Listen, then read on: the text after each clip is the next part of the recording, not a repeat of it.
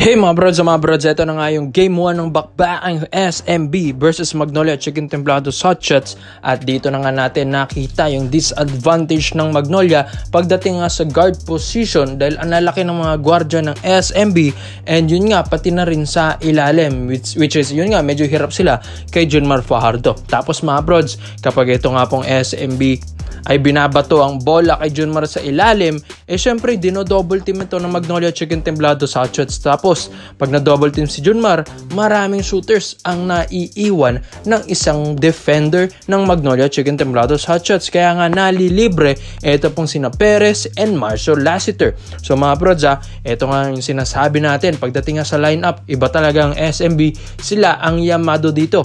Pero pagdating naman sa pabilisan ng play and backcourt press, yun nga yung sinabi ko mga brods, kayang-kaya ng Magnolia Hotshots umistil. Kahit nga sa fourth quarter, mga brods, alam natin na nananalo ng SMB doon sa mga final seconds ng ating ball game, pero hindi pa rin sumusuko ang Hotshots dahil nakaka-steal sila dahil yun nga mga brods, ang ganda ng full court press nila mga brods. Pero syempre, dun muna tayo sa ating summary sa first half. Mga brods, tambak talaga 61-44 after ng first half dahil in favor ito ng SMB.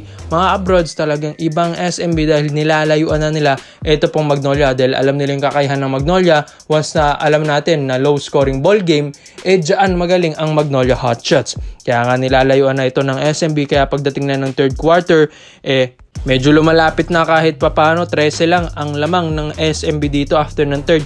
Tapos sa fourth quarter na mga brods, dito na nga unti-unting humahabol ang Magnolia dun sa sinabi kong final seconds or final minutes ng ating ball game. Isa ba dito sa mga nakita ko sa Magnolia mga brods, ang ganda rin talaga ng depensa nila kahit ang lalaki ng SMB dahil ang kukulit nga ng mga kamay neto po ni na Gio Halalon and Mark Barroca. Ang kaso nga lang hindi nagkiklik kasi ito pong sina Sanggalang and Calvin Abueva. Yun nga mga bro, 6 points lang si Calvin, si Sanggalang 8 points lang.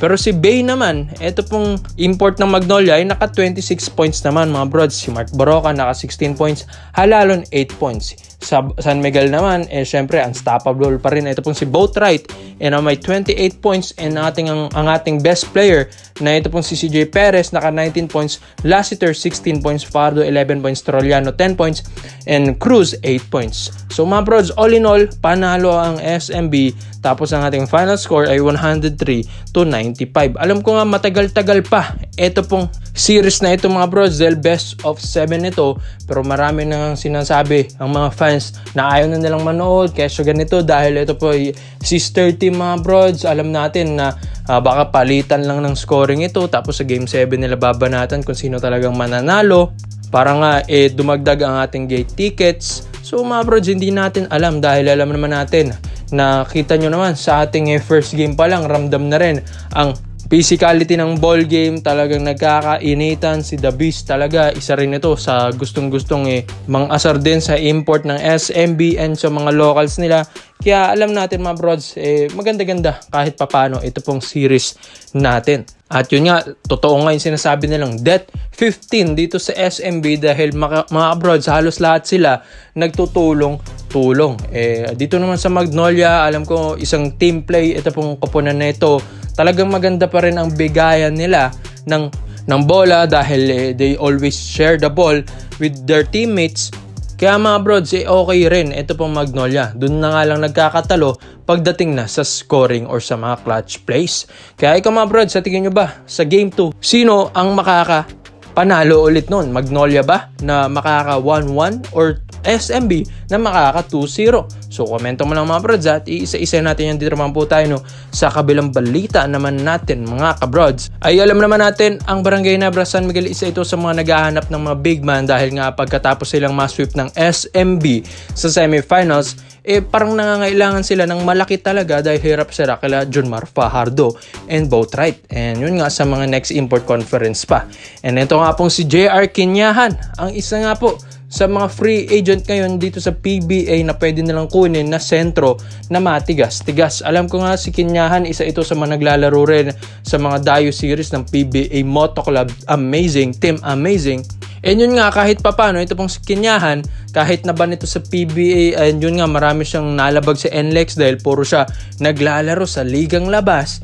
Mga brods, nasa kondisyon pa rin naman kahit papano ito pong si JR Kinyahan, at isa rin ito sa mga veteranong sentro ng PBA. So alam naman natin ang kakayahan ni JR Kinyahan, kaya malaki ang maitutulong nito sa Barangay Ginebra San Miguel. Isa rin kasi sa mga kulang ng Ginebra yung physicality sa ilalim.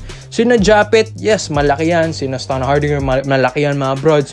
Yung nga lang, wala silang masyadong angas sa ilalim, which is yung physicality, mga brods, medyo wala. Dahil alam naman natin kapag ang isang sentro or isang player na center, kapag may physicality yan sa laro or sa ilalim, nai-intimidate yung mga kalaban nito, which is kayang-kaya niyang sumabay sa ilalim, mahihirapan umiscore yung mga kalaban niya sa ilalim dahil nai-intimidate sila na baka bigyan ito or sikuhin nito sa ilalim. Kaya ito pong si Kinyahan, isa ito sa mga war freak din dito na sentro dito sa PBA, at isa ito sa mga dirty player. Hindi naman dirty, pero isa ito sa mga bumibigay ng siko, mga bumabagsak ng siko. Di ba? Rain or Shine Days, natutunan nila yan dito kay Coach Yeng Yao with Bo Belga and Paul Lee. At isa pa dito mga brods, alam na ni Paul Lee yung laruan ni JR Kinyahan. Di ba dati nakasabay niya to sa Rain or Shine Elasto Painters. Isa nga sila sa mga angas na players doon sa Rain or Shine. Yun nga, nabuo yung physicality nila sa laro with Coach Yeng Yao doon, kaya nadadala yan ni JR Kinyahan. And isa pa dito, magiging stretch center or stretch forward kahit papano si Kinyahan, dahil sa height niyang 6'5 or 6'6", kayang-kayang tumira nito sa tres mga brods. Kahit clutch pa yan, dahil natatandaan nyo ba yung 0.5 of a second na tira na ball game ni JR Kinyahan, pumapasok pa mga brod. So isang clutch player din si Kinyahan pagdating sa 3-point area, kaya maaasahan mo ito mapalabas, mapaloob at mapadepensa. Ang Ginebra nga lang ang hinihintay kung kukunin ba nila ito pong si JR Kinyahan, dahil maganda kasi mga brods kung free agent, dahil walang mababawasan na player sa iyong kupunan, dahil hindi ka na kailangan makipag-trade sa iba, which is ang free agent.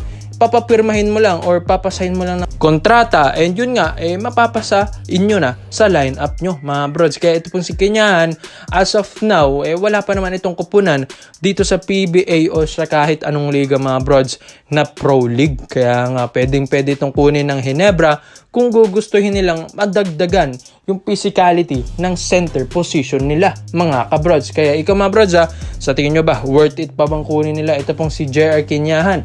Mapa-shooting, mapa-post-up plays, kayang-kaya pa rin ito makipagsabayan, dahil syempre veterano na ito. Kaya komento mo lang mga brods, isayin natin yan. Salamat po sa panonood mga brods. This is Obreta, dahil at yun lang, I'm out.